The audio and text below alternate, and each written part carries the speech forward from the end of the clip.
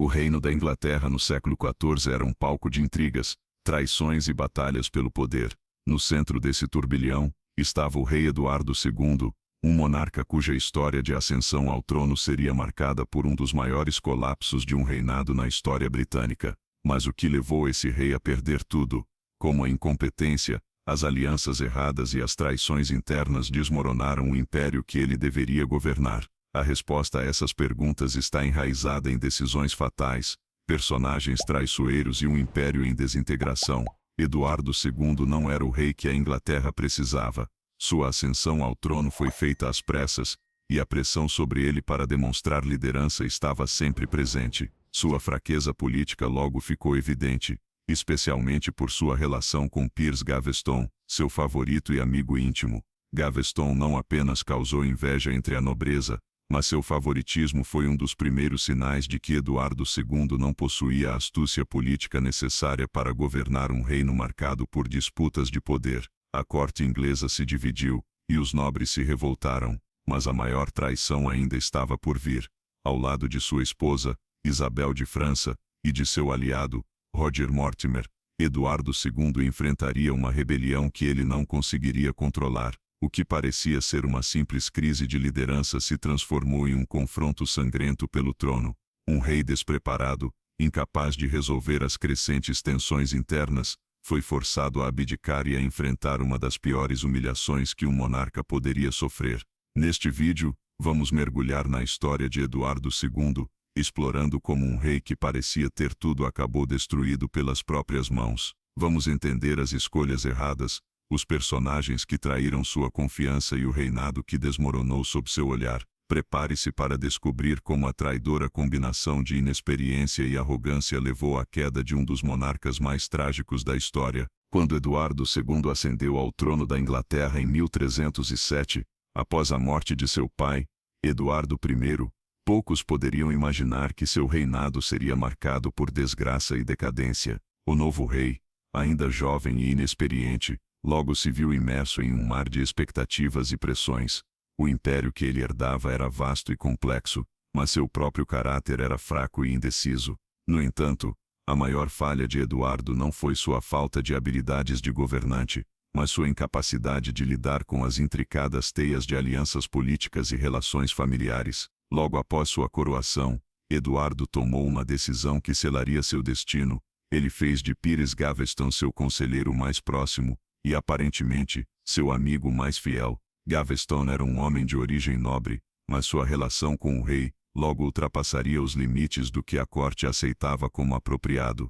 Para muitos dos nobres ingleses, a ascensão de Gaveston ao poder foi um ultraje. Ele não apenas recebeu títulos nobres, mas também privilégios que poucos outros poderiam sonhar em ter. O favoritismo de Eduardo por Gaveston gerou um clima de ressentimento imediato. Para a nobreza, um estranho de fora estava recebendo privilégios que lhes pertenciam por direito. A relação entre Eduardo e Gaveston logo se tornou uma fonte constante de tensão. Gaveston não só era arrogante, como também desafiava publicamente as normas da corte, tornando-se um símbolo de tudo o que estava errado com o reinado de Eduardo II. Ao contrário de seu pai, Eduardo I, que governava com mão firme, Eduardo II parecia mais interessado em agradar seu amigo do que em governar de forma eficaz. A corte estava dividida, e a situação política começava a se deteriorar rapidamente. A insatisfação entre os nobres cresceu à medida que Eduardo II se recusava a afastar Gaveston.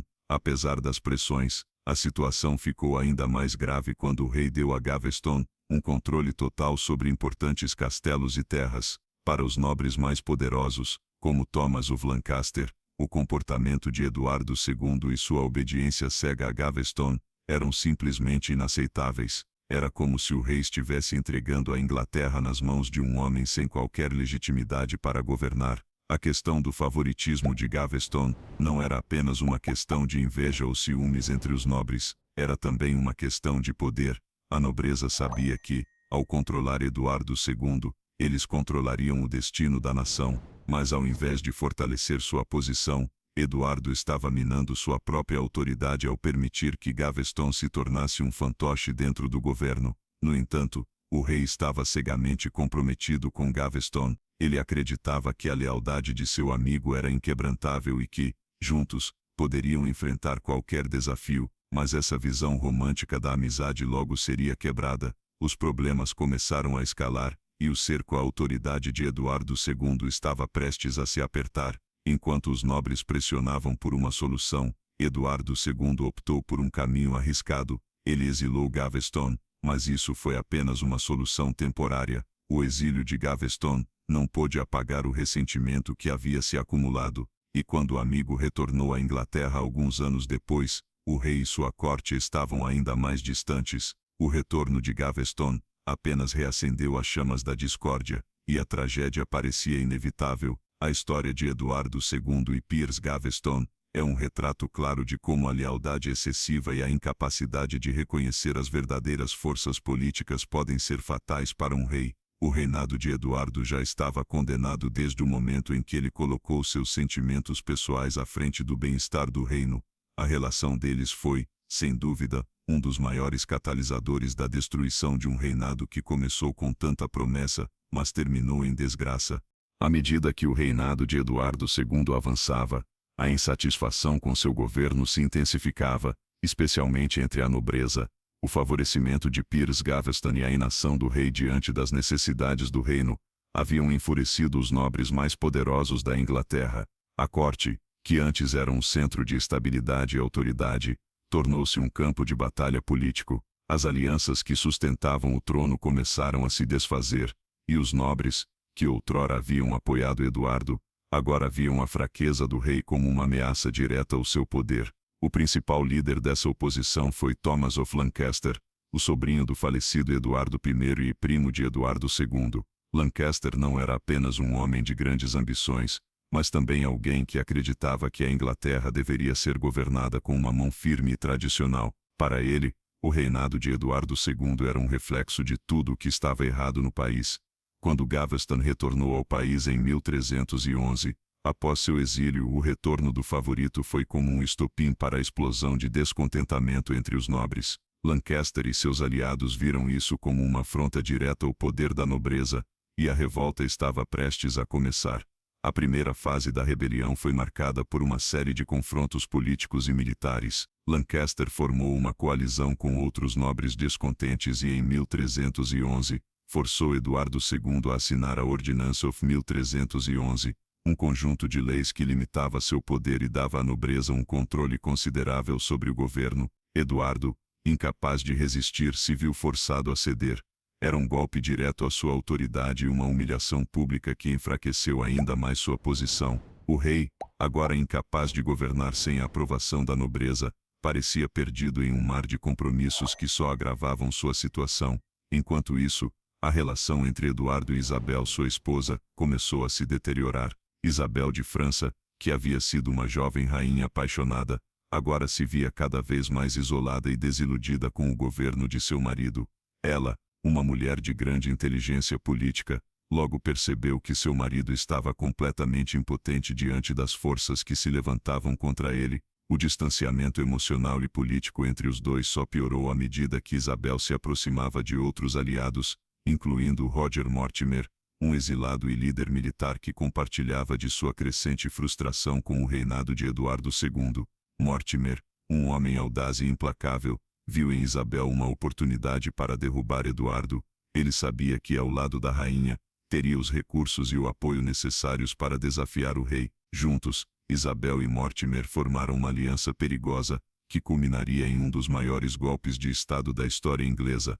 Enquanto Eduardo se afundava na inércia, sua esposa e Mortimer planejavam em segredo. Os anos de fraqueza política de Eduardo II, sua incapacidade de governar com autoridade e sua total submissão aos desejos de Gaveston prepararam o terreno para a queda do monarca. A nobreza, cansada de sua liderança fraca, já havia dado o primeiro golpe ao forçar o rei a assinar a Ordinance of 1311. No entanto, o verdadeiro golpe viria de dentro de sua própria família. Isabel e Mortimer, com o apoio da nobreza insatisfeita e da crescente insatisfação popular, já estavam se preparando para tomar o trono de Eduardo II. Enquanto o rei se via encurralado em sua própria corte, ele não sabia que os aliados que ele mais confiava estavam prestes a virar-lhe as costas. A história de Eduardo II não era apenas uma história de falhas políticas ou de más decisões militares, era a história de um rei que, isolado e incapaz de perceber a magnitude de suas próprias fraquezas, estava prestes a ser consumido pelas forças que ele mesmo ajudara a criar. A rebelião da nobreza não era mais apenas uma questão de disputa por poder, era uma luta pelo futuro da Inglaterra. Eduardo II, com seu reinado marcado pela ineficiência, estava prestes a aprender de forma brutal que, quando a confiança se perde e a lealdade é quebrada, o destino de um rei já está selado. Enquanto a Inglaterra se afundava em um mar de incertezas políticas, o monarca Eduardo II continuava a ser consumido pela sua própria incapacidade de lidar com as forças que ameaçavam sua coroa. A nobreza, liderada por Thomas of Lancaster, já havia mostrado seu descontentamento, forçando o rei a assinar a Ordinância de 1311, mas isso não foi suficiente. A verdadeira ameaça ao trono viria de onde menos se esperava, de sua própria esposa, Isabel, e de Roger Mortimer, um exilado que até então parecia distante do palco político inglês. Isabel, filha do rei Filipe IV da França, havia se casado com Eduardo II em 1308, quando ela ainda era uma jovem princesa. Inicialmente, o casamento parecia ser uma aliança política promissora. No entanto, à medida que o reinado de Eduardo II avançava, a relação entre eles se deteriorava. Eduardo estava profundamente envolvido com seus amigos favoritos, especialmente Gaveston, e mostrava pouco interesse pelas questões políticas que afetavam seu reinado. Isabel, isolada e desiludida, viu seu marido perder a confiança de todos ao seu redor, enquanto ela se via cada vez mais distante dele. Não apenas isso, mas os próprios interesses do reino e sua posição de rainha estavam em perigo. Foi nesse cenário de abandono e crescente frustração que Isabel começou a se aproximar de Mortimer. Mortimer era um homem astuto, que já havia sido exilado por suas atividades contra Eduardo II, mas que retornou com a intenção de derrubar o rei.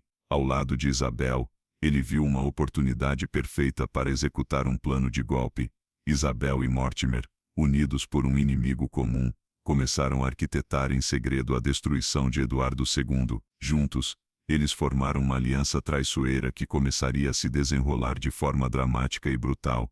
Em 1325, Isabel foi enviada à França para negociar uma trégua com o rei Carlos IV, seu irmão, mas ao invés de cumprir sua missão diplomática, ela usou a viagem como uma oportunidade para fortalecer sua posição contra Eduardo II. Em Paris, Isabel encontrou o apoio de Carlos IV, que se mostrava insatisfeito com a liderança de Eduardo II, e estava disposto a ajudar a rainha a derrubar seu marido. Enquanto isso, Mortimer, que se encontrava em exílio, ganhou o apoio de vários nobres descontentes, e começou a planejar a invasão da Inglaterra. Em 1326, com o apoio do exército francês e de um número crescente de nobres que se opunham a Eduardo II, Isabel retornou à Inglaterra com um exército poderoso. Quando ela desembarcou, as forças do rei já estavam divididas e enfraquecidas, sem saber como reagir ao crescente poder de sua esposa e seu aliado, a rainha e Mortimer, marcharam em direção a Londres, enquanto Eduardo II, incapaz de reunir apoio, assistia impotente ao desenrolar da traição. O golpe foi rápido e decisivo. Eduardo II foi preso e forçado a abdicar do trono em favor de seu filho, o jovem Eduardo III, que ainda era apenas um menino. O rei, que já havia perdido a confiança de seus aliados, agora era um prisioneiro em sua própria terra. A batalha pelo trono, que havia sido ganha com o apoio de Mortimer e Isabel, parecia ter sido uma vitória decisiva, mas para Eduardo II, a pior parte ainda estava por vir. A rendição de Eduardo II não foi suficiente para acalmar os ânimos dos nobres e dos conspiradores. Muitos queriam ver o rei humilhado e destruído. Ele foi colocado sob custódia, e sua vida foi marcada por uma série de humilhações públicas. A angústia de um monarca que havia perdido tudo, sua coroa, sua família e sua liberdade, era um reflexo da tragédia de seu reinado. A traição de sua esposa e do aliado Mortimer não era apenas uma vingança política, mas uma sentença de morte para o rei que uma vez governou com sonhos de poder, mas falhou em conquistar o respeito e a lealdade de seu povo. No entanto, o fim de Eduardo II não foi uma simples deposição. A execução de um monarca nunca é um ato simples ou direto. e o destino de Eduardo II se tornaria uma das maiores tragédias da história da Inglaterra. A falta de compaixão de Isabel e Mortimer não poupou o rei, e a maneira como ele seria tratado nos dias seguintes marcaria de forma indelével o fim de sua história. Após sua deposição, Eduardo II foi relegado a um cativeiro sombrio e angustiante, longe dos olhos do público e da corte.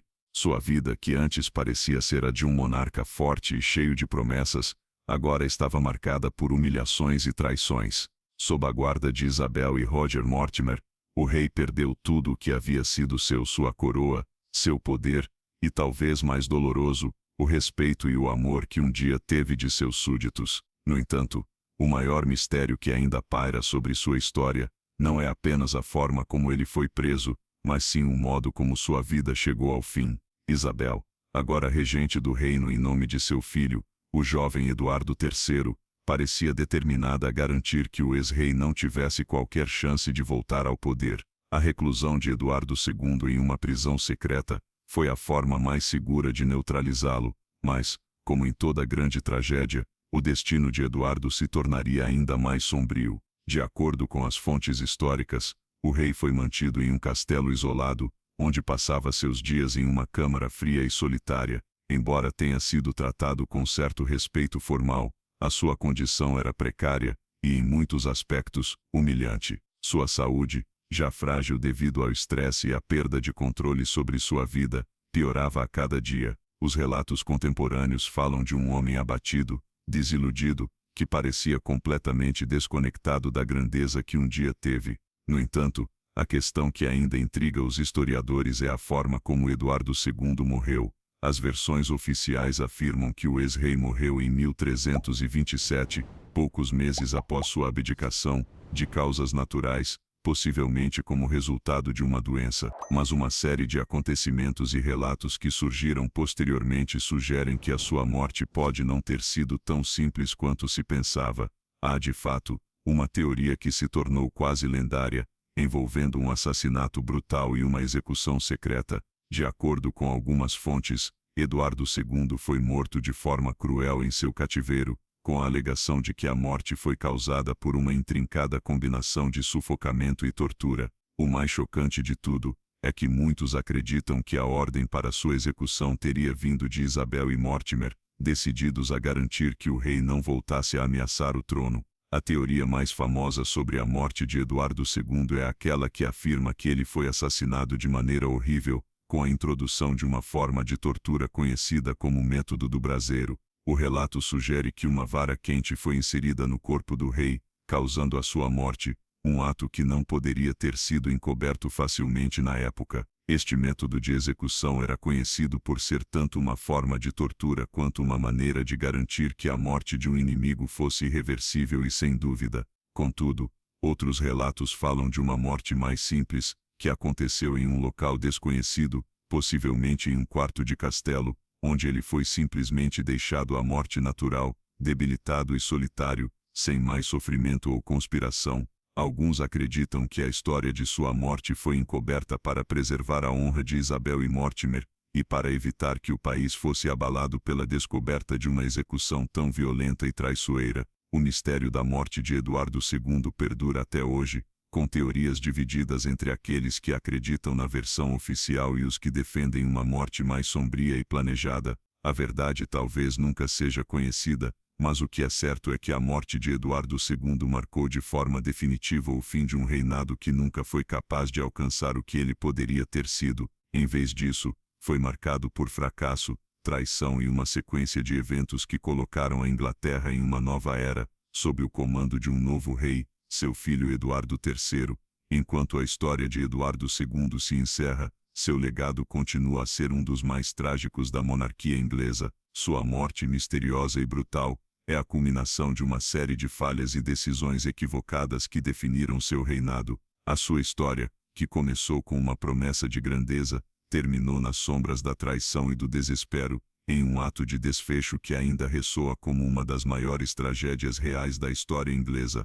A morte de Eduardo II, seja qual for a sua natureza, deixou uma marca indelével na história da Inglaterra. Embora tenha sido deposto e humilhado em vida, a sua morte não sinalizou apenas o fim de um rei. mas o começo de um novo capítulo na história do reino. O trono agora estava nas mãos de seu filho, Eduardo III, um jovem príncipe que, apesar de ter sido criado nas sombras do fracasso de seu pai, tinha o potencial de mudar o rumo da nação. Eduardo III subiu ao trono com apenas 14 anos, mas sua ascensão não foi marcada pela fraqueza que definiu o reinado de seu pai. Pelo contrário, o jovem rei mostrou desde cedo que estava determinado a restaurar o orgulho e a grandeza da Inglaterra, quebrando os laços de ineficiência que marcaram a era de Eduardo II. O reinado de Eduardo III seria, de fato, um dos mais bem-sucedidos da história inglesa, mas o legado de seu pai continuaria a assombrá-lo.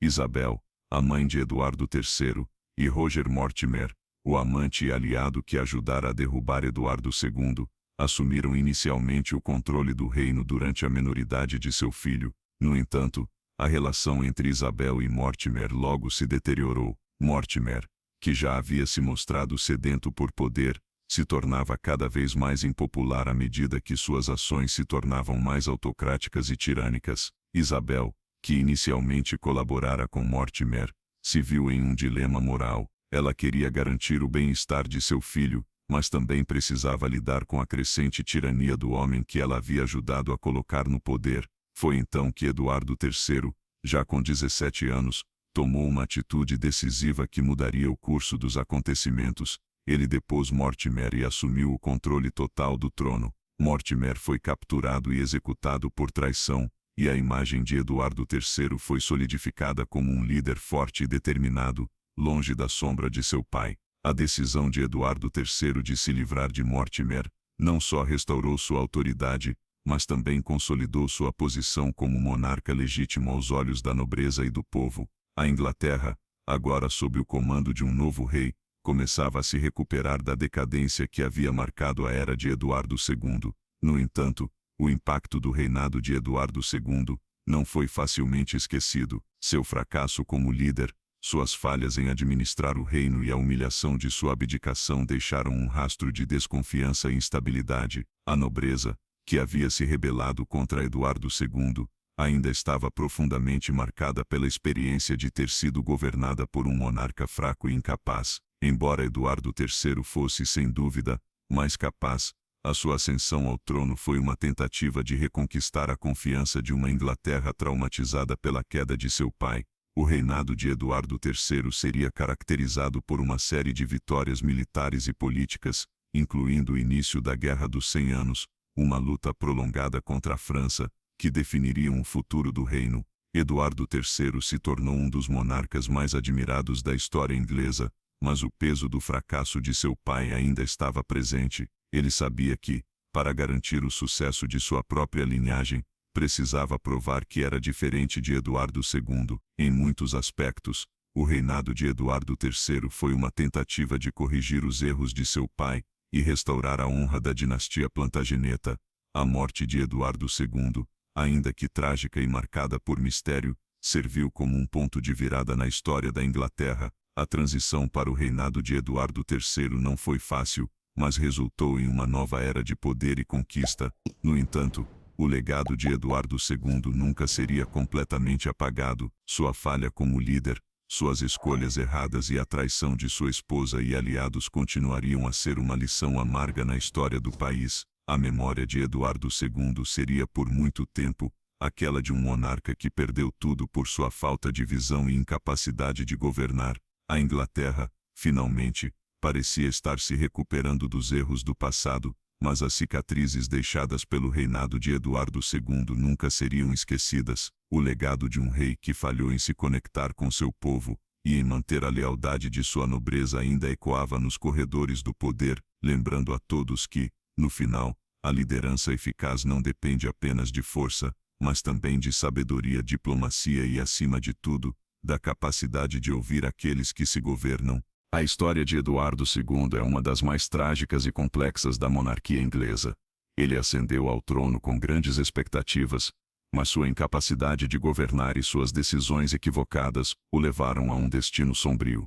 Seu reinado, marcado por um favoritismo excessivo e uma falta de habilidade política, resultou não apenas na perda de sua coroa, mas também em sua humilhação pública e possivelmente em sua morte misteriosa.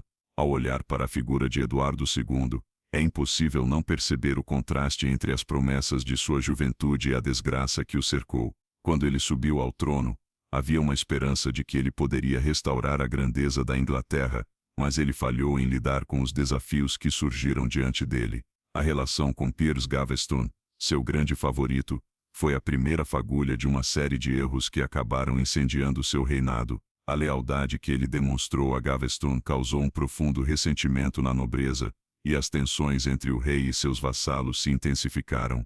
Eduardo II não soube lidar com as forças que estavam contra ele. Sua falta de visão política e sua fraqueza em enfrentar os poderosos nobres resultaram na revolta da nobreza, que exigiu mudanças drásticas na administração do reino. A assinatura da Ordinância de 1311 foi apenas o começo de uma série de compromissos humilhantes que enfraqueceram ainda mais sua autoridade. Eduardo, em vez de se firmar como um monarca forte, se tornou refém das circunstâncias e das exigências da sua corte. A verdadeira virada na história de Eduardo II ocorreu com a traição de sua esposa, Isabel de França, e de Roger Mortimer. A rainha, inicialmente leal, se distanciou de seu marido à medida que ele se tornava cada vez mais isolado e impotente. Isabel, que um dia fora uma jovem princesa apaixonada, se viu diante da necessidade de garantir seu próprio poder e o futuro de seu filho. Mortimer, o aliado traiçoeiro, soube explorar a situação e juntos, formaram uma aliança que se revelou fatal para Eduardo II. O golpe que depôs Eduardo II não foi apenas uma mudança política, mas uma tragédia pessoal para o rei. Sua abdicação foi forçada, e ele foi humilhado até o fim. Sua prisão e os mistérios que cercam sua morte em cativeiro se tornaram parte de sua lenda. A história oficial que fala de sua morte por causas naturais nunca convenceu completamente os estudiosos, e as teorias sobre um assassinato brutal com tortura e sufocamento continuam a ser discutidas. A brutalidade de sua morte reflete a crueldade e o desespero que marcaram seu reinado e sua queda. No entanto, a verdadeira tragédia de Eduardo II não está apenas na sua morte, mas nas oportunidades que ele perdeu e nas falhas que cometeu como líder. Ele foi um rei que poderia ter sido grande, mas suas escolhas o condenaram. Seu reinado foi marcado por fraqueza política, alianças erradas e uma incompreensão das forças que governavam sua corte e seu reino. Em última análise, sua história é uma lição sobre os perigos da inexperiência e da falta de visão em um monarca. O legado de Eduardo II, embora sombrio, serve como uma advertência para os governantes que vêm depois dele. Seu fracasso como líder não é apenas um exemplo de tragédia pessoal, mas também de como um reino pode ser destruído pela incapacidade de um rei em ouvir, aprender e agir com sabedoria. Sua morte, misteriosa e cercada de rumores, tornou-se um símbolo do desespero de um homem que perdeu tudo, incluindo a confiança de seu povo e de sua família. A ascensão de seu filho, Eduardo III, trouxe uma era de prosperidade e sucesso para a Inglaterra, mas o eco da história de Eduardo II nunca desapareceu completamente. A queda de um monarca que, apesar de suas falhas, ainda é lembrado como uma figura trágica, cujo reinado se afundou nas sombras da traição e da incompetência, deixou uma marca permanente na história. Eduardo II não será lembrado como um grande rei, mas como um homem que, de todas as formas possíveis, falhou em seu dever de governar e proteger seu reino. Hoje, a história de Eduardo II continua a fascinar e a servir como um lembrete poderoso de que a liderança é uma responsabilidade que exige mais do que apenas o título de rei, requer sabedoria, coragem e a habilidade de entender as forças em jogo. Eduardo II, por mais que tenha sido um monarca infeliz, deixou um legado de ensinamentos que ressoam até os dias de hoje. A história de Eduardo II é uma das mais intrigantes e trágicas da monarquia inglesa. Sua ascensão ao trono, marcada por promessas de grandeza, rapidamente se transformou em uma queda vertiginosa, repleta de traições, escolhas erradas e um fim misterioso. A vida de Eduardo II nos ensina que, para ser um grande líder, não basta apenas a coroa, é preciso sabedoria, visão e a habilidade de tomar decisões difíceis. O que você acha da história de Eduardo II?